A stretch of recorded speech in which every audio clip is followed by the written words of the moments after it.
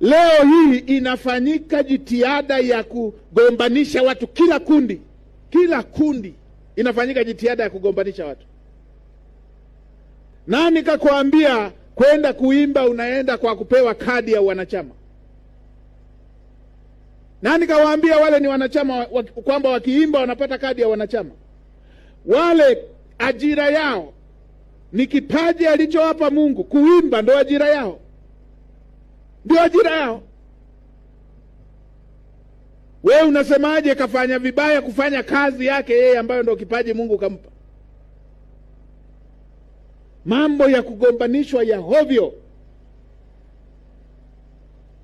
Haya, wasanii waimbi kwenye kampeni tu. Mbosso kaenda kuimba Yanga. Nani kawaambieni yule ni shabiki wa Yanga? Yeye alichojali wanamlipa, haendi kwa wanachama pale. Nani kawaambieni wanaoenda kuimba Simba Day ni mashabiki wa Simba? Nani kawaambieni wachezaji wote wanaocheza Simba ni mashabiki wa Simba? Nani? Wao kipaji chao ni kucheza, ajira yao ni kucheza, analipwa. Nani kawaambieni wanaocheza Manchester ni mashabiki wa Manchester?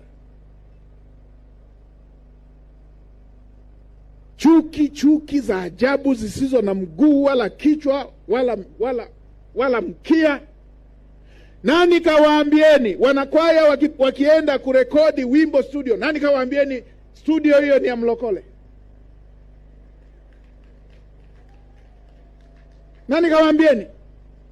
Yeye kajenga studio ya kurekodi nyimbo, anayekuja kurekodi anamlipa, hapo wanapatana bei tu, ndio wanaishi hapo. Nani kawaambieni kwaya ikienda kurekodi yule mwenye studio ni mlokole?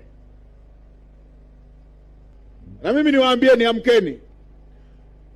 Usikute hata baadhi ya mambo ya uhalifu yanayofanywa, si ajabu usikute hata mambo ya uhalifu yanayofanywa. Yapo yanayofanywa kwamba tukifanya hivi serikali itachukiwa. Kila Mtanzania amke. Ndio.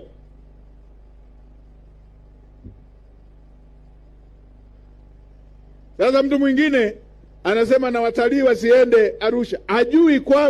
Hajui na mwingine anashabikia yuko hapo. Hajui kwamba huyu anayesema wale wasiende anamaanisha hata mkulima wa karoti asiuze karoti yake.